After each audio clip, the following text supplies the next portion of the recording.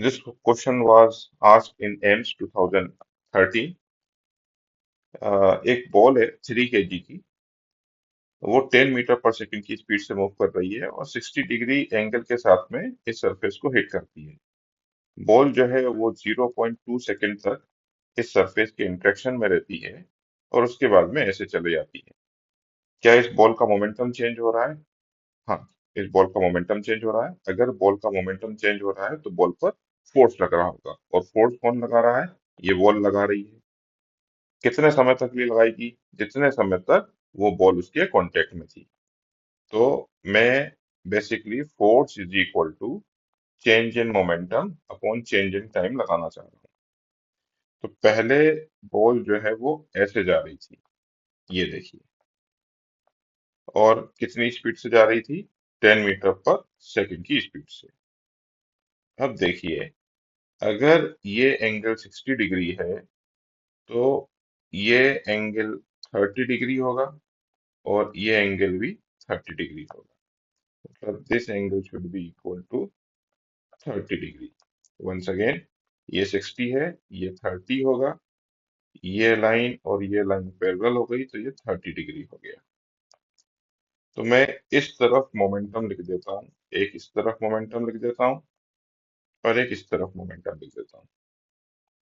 मास से मल्टीप्लाई करके लिख दूंगा, ये ठीक है। पहले हम वेलोसिटी लिख देते हैं।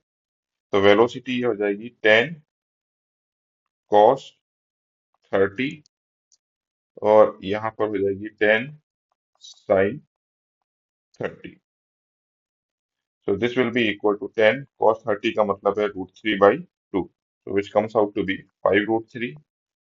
मतलब इस डायरेक्शन में वेलोसिटी हो गई 5√3, और इस डायरेक्शन में वेलोसिटी हो जाएगी 10 sin 30, मतलब 1/2। तो इस डायरेक्शन में हो गई 5 मीटर पर सेकेंड। ये मीटर पर सेकेंड वेलोसिटीज है। और वेलोसिटीज में अगर मैं मास मल्टीप्लाई कर दूं 3, तो मुझको क्या मिल जाएगा?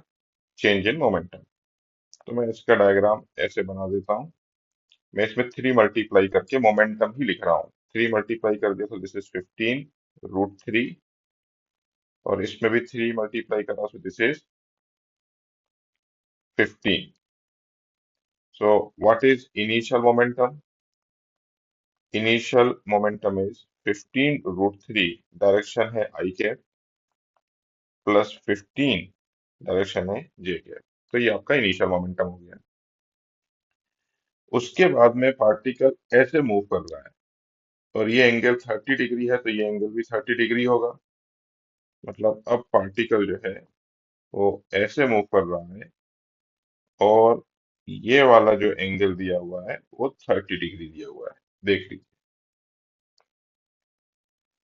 ये 60 था तो ये 30 था, तो ये एंगल भी 30 होगा। ये एंगल देखिए 30 यहाँ पर बनाया हुआ है। और किस स्पीड से मूव कर रहा है?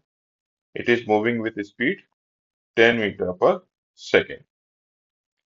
वंस अगेन, इस तरफ जो मोमेंटम होगा वो होगा 10 cos,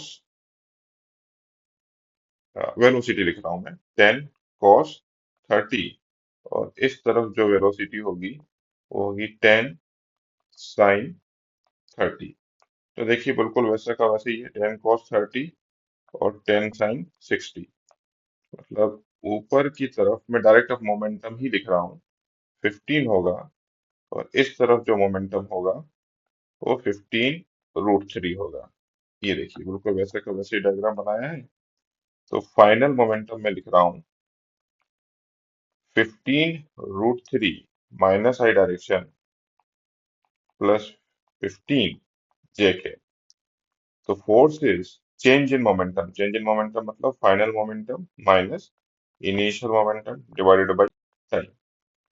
तो final momentum minus initial momentum में 15 जे के तो कैंसिल हो जाएगा।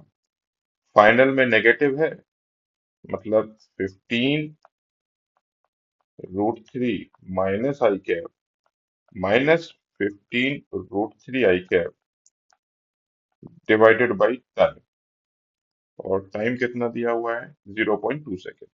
0.2। So this comes out to be 15 √3 into 2 minus I cap divided by 0.2।